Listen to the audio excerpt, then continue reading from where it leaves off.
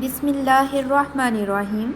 Lecture of chemistry for 9th class. Today's our topic of discussion will be corrosion and its prevention. So students, we need to know that what is corrosion. Corrosion basically is a slow and continuous eating away of a metal. What is corrosion? Corrosion is a slow and continuous eating away of a metal by the surrounding medium, and it is a redox chemical reaction. Corrosion is a slow and continuous eating away of a metal by the surrounding medium, and it is a redox chemical reaction that take place by the action of air and moisture with the metals. The most common example of corrosion is rusting of iron. Students, अगर हम corrosion की बात करें तो corrosion हमारे पास basically क्या होता है कि आहिस्ता आहिस्ता हमारे पास जो मेटल है उसको जंग लगना शुरू हो जाता है। आहिस्ता आहिस्ता हमारे पास मेटल को जंग लगना शुरू हो जाता है, और जंग लगना एक रिडॉक्स केमिकल रिएक्शन है। जंग लगना क्या है?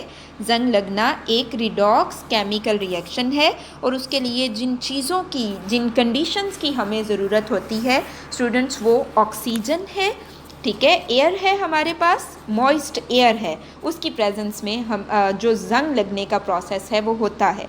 नेक्स्ट हमारे पास टर्म है जी rusting of iron. And what is rusting of iron? Basically corrosion is a general term, but the corrosion of iron is called as rusting. Corrosion of iron is called as rusting. And the important condition for rusting is moist air. There will be no rusting in water vapors free of air or free of water.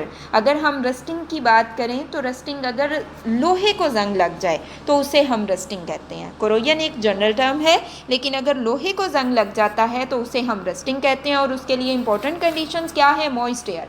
अगर आपके पास air है और उसके अंदर water vapours नहीं है तो जंग नहीं लगेगा। जंग लगने का प्रोसेस जो है वो नहीं होगा अगर आप एयर है लेकिन उसके अंदर नमी नहीं है, वाटर वेपर्स प्रेजेंट नहीं है। Now we study the chemistry of rusting process. So students, stains and dents on the surface of the iron provide the site for this process to occur. This region is called anodic region, and following oxidation reaction takes place here. अगर हम rusting की chemistry को समझने की कोशिश करें तो suppose students, हमारे पास ये एक आयरन पीस है, ये हमारे पास एक मेटल पीस है, एक आयरन पीस है। सबसे पहले इसकी सरफेस के ऊपर डंट्स पड़ते हैं, ठीक है, या कोई डंट पड़ जाएगा या कोई स्टेन लग जाएगा। अब जहाँ पे डंट पड़ा है या स्टेन लगा है, ये वाला रीजन जो है ये एक्ट करेगा एज अ एनोडिक रीजन। ये एक्ट करेगा एज अ एनोडिक रीजन, और हम जानते हैं एनोड पे क्या होती है? ऑक्सीडेशन। डेफिनेटली जब ये वाला रीजन एक्ट करेगा एज अ एनोडिक रीजन और यहाँ से इलेक्ट्रॉन लॉस हो जाएंगे, इलेक्ट्रॉन जहाँ पे एनोडिक रीजन होगा वहाँ पे ऑक्सीडेशन का प्रोसेस होगा, और यहाँ पे जो आयरन के एटम हैं स्टूडेंट्स, उनकी ऑक्सीडेशन हो जाएगी, और यहाँ पे जो ओवरऑल इक्वेशन हमारे पास आएगी वो कुछ इस तरह से होगी। ये हमारे पास आयरन है, iron have ability to lose its 2 electron, so it will carry +2 charge and 2 electrons are removed from iron. So overall equation is balanced by putting 2 here as well as here. अगर हम बात करें एक iron sheet की तो उसके ऊपर सबसे पहले स्टेन और डेंट लगते हैं। जहाँ पे वो डेंट लगते हैं या स्टेन्स पड़ते हैं वो एनोडिक रीजन होता है। एनोडिक रीजन पे जो आयरन एटम्स मौजूद होती हैं उनकी ऑक्सीडेशन हो जाती है, वो इलेक्ट्रॉन रिमूव कर देते हैं, इलेक्ट्रॉन जो है वो लूज़ कर देते हैं। So this loss of electron damage the object, the free electron move through iron sheet until they reach to a region of relatively high oxygen concentration near the surface surrounded by water. This region acts as a cathode and electron reduce the oxygen molecule in the presence of H positive ion.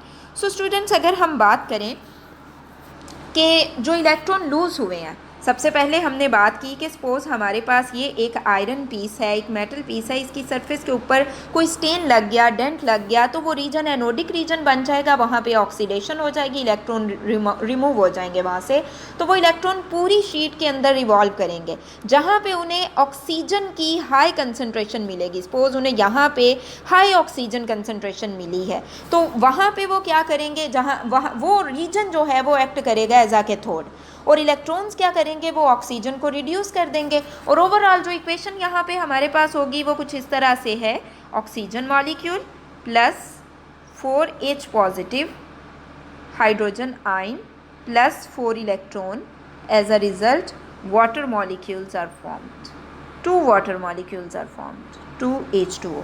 Oxygen basically क्या हुआ कि जो loss of electron हुआ, वो electron जो हैं वो पूरी आयरन शीट में रिवॉल्व करते हैं, जो जहाँ उन्हें हाई ऑक्सीजन कंसनट्रेशन मिले वो रीजन एक्ट करता है एज अ कैथोड, और इलेक्ट्रॉन जो हैं वो ऑक्सीजन को रिड्यूस कर देते हैं।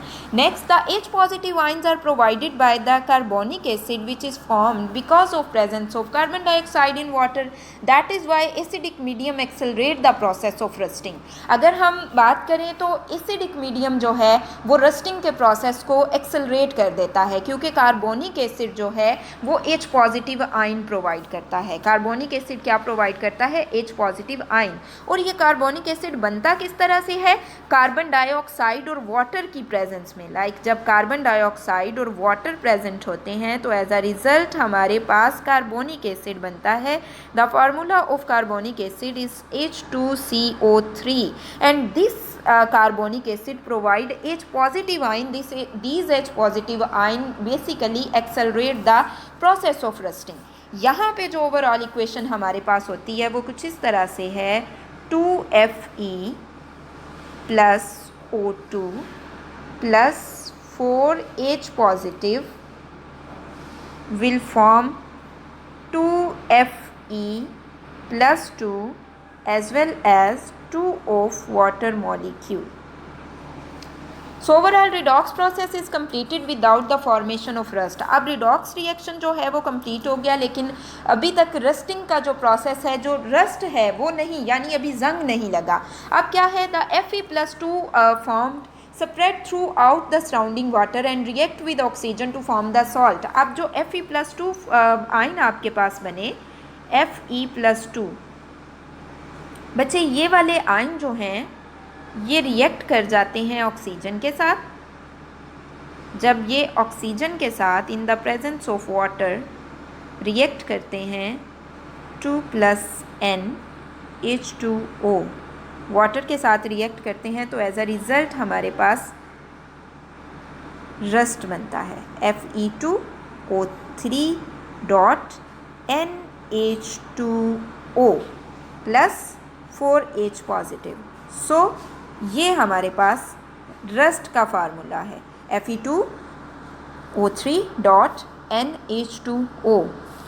अब जो रस्टिंग की लेयर जो बनी है, रस्ट की लेयर जो आयरन पे बनी है वो पोरस है और वो फर्दर क्रोजन को प्रिवेंट नहीं करती, जिसकी वजह से आहिस्ता आहिस्ता पूरी मेटल को जंग लग जाता है। अब हम एक वीडियो क्लिप से रस्टिंग के प्रोसेस को समझने की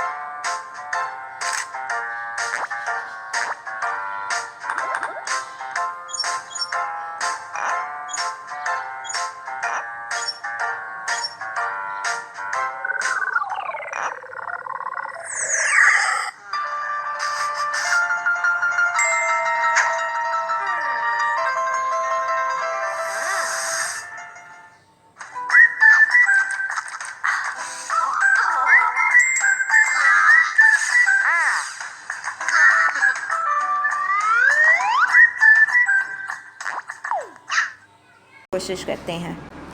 Now students mark the questions related to corrosion. So the question will be what is corrosion? The answer will start from here and ends at this point. The second question will be what is rusting? So the answer of this question will start from here and ends at this point. अब Urdu medium वाले students question mark कर लीजिए। तो question है corrosion किसे कहते हैं, तो इसका आंसर आप यहाँ से यहाँ तक मार्क करेंगे।